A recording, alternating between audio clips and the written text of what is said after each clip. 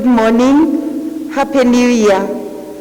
From wherever you are watching us from, we want to bring greetings and very warm greetings this time of the year when we are beginning the year. We are so delighted and grateful to God who has enabled us to see a new year. This being the second Sunday of the year of January, we appreciate God for what he has done for us.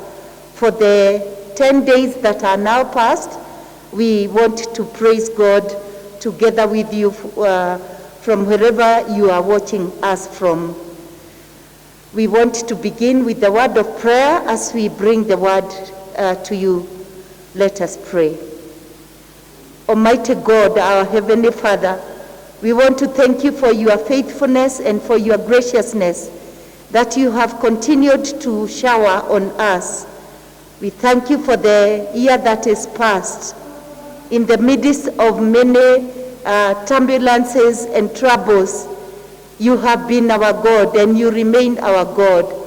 We thank you for the gift of yet another year, the year 2021.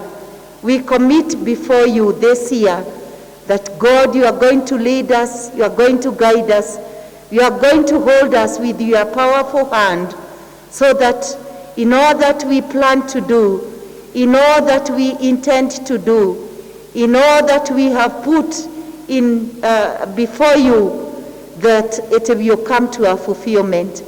As we listen to your word, we pray that this very beginning of the year, you will speak to us. And this is our prayer. In the precious name of our Lord and only Jesus Christ. Amen. I would like to share with all of us from the book of 1 Kings, chapter 18. When you have time, I would appeal to us that you take time to read the whole chapter. But what I'm going to do to dwell on are verses 30 to 46. This is an episode where Elijah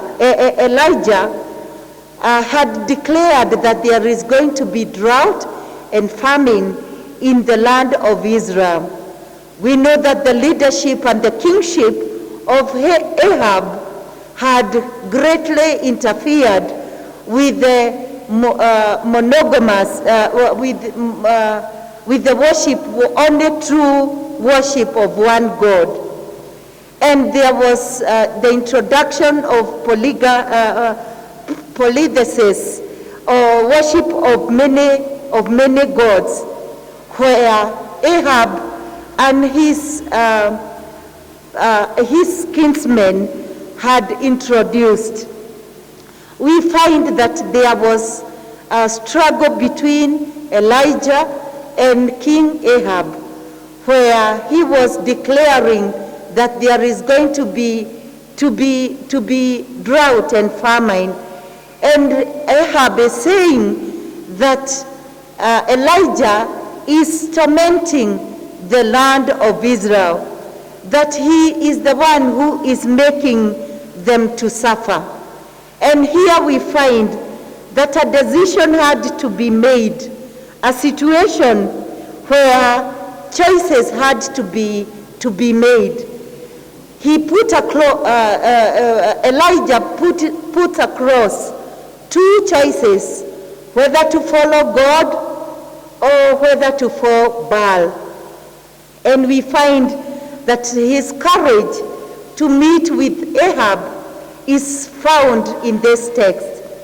There are three characters that we are going to look at in this chapter: Elijah, Ahab, and Obadiah, who was the servant in the house of Ahab. Obadiah, whose name means servant of God, was serving Ahab despite all the evils that were happening in the house of Ahab. But we find that Obadiah feared God greatly. You will see this at the beginning in verse 3, where we see that Obadiah greatly feared God. In the midst of evil things that were happening, but here we find a God-fearing person. We may think that Obadiah is misplaced, but he is placed in a situation where he has to stand firm, where we find many Christians and many institutions, that thousands of Christians are in similar positions. They labor so doggedly in non-Christian surroundings, in government offices, in farms, in factories, in schools, in construction projects, in giant soulless corporations, and the list is endless. We find Obadiah was put in a position where he stood firm. Brothers and sisters, if you are an officer in all those situations and institutions that we have mentioned, know that you need to stand firm as a Christian, and where people can say, truly, this is a man of God, is a woman of God, is a God-fearing person. Obadiah, in the midst of where Ahab was trying to kill the true prophets of God in Israel, we are told he had 100 prophets in caves, and he fed them with water and bread. He came and stood in the place of God. Where are you placed? Are you rightly placed wherever you are working? Do you stand firm in whatever you say and do? Elijah, after declaring drought for 7 years, he is met by God, and he is told, go and say that the drought will come to an end. My brothers and sisters, we have gone through a difficult and hard time through the year 2020 during the COVID-19. We have gone through a difficult time, and when we are coming out of this troubled times, it's like we can liken this by the situation that Israel was in when Elijah was bringing this word. And we find that he is coming to Ahab, and he asked them, together with the people who are followers of Baal, if they are going to worship Baal, then they make that decision. We find in verse 17 that you cannot continue fluttering between two. You cannot live in two standards. You have to make a decision. And this is what happened, that they brought the 450 false prophets. They kept crying and crying the whole day, and they put up a sacrifice, but it never burnt. It is said that there was no sound, there was no answer. If you would find that in verse 26. They kept on crying and crying the whole day, but there was no answer. There was no sound. The topic that I would like, or the thought for today, I would like us to think about with God on the top of the mountain. With God on the mountaintop, where God of Elijah, when he brought the kettle or the sacrifice, he didn't bring any fire. But he called upon God, and within a short time, that sacrifice was burnt and consumed. And these people believed that there was God.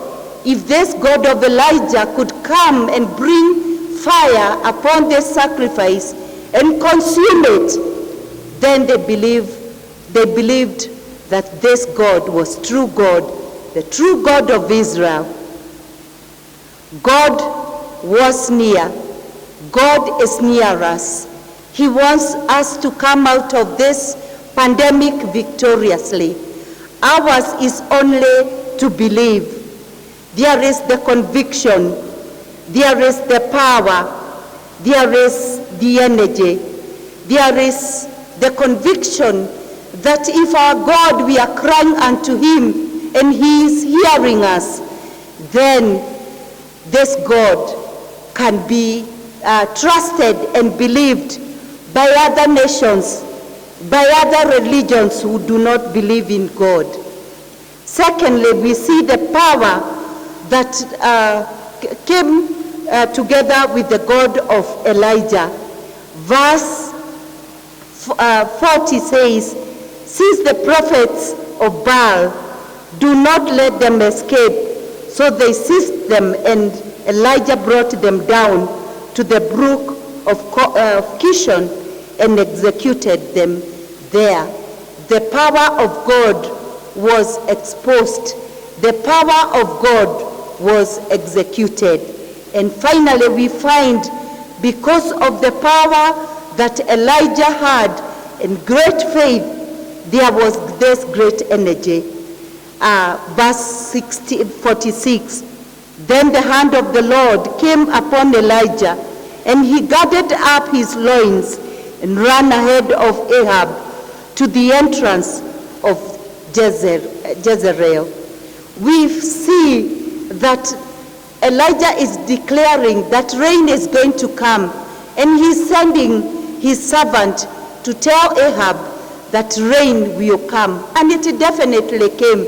There were no signs of rain, but clouds gathered up in heaven, and the prophet, the servant of the prophet is saying there are no signs of clouds.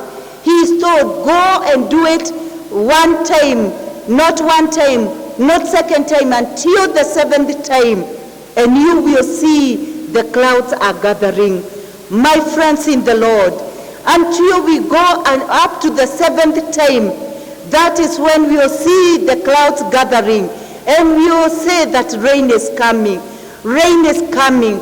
Blessing is coming. Blessing is coming upon your life.